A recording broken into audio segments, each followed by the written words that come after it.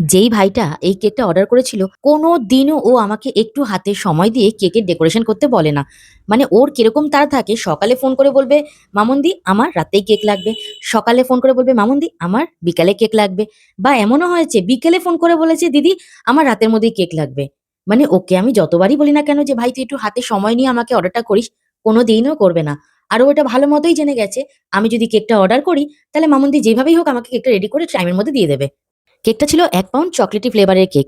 আর chocolate মানে একটু আধটু না, পুরোটাই কভার করা থাকবে কেকটার মধ্যে চকলেট দিয়ে। আর তার কোয়ান্টিটি তোমরা নিজেরাই দেখতে পাচ্ছ যে কেকের উপরে একবার না ডবল লেয়ার করে কিন্তু কেকটাকে কভার করা হচ্ছে।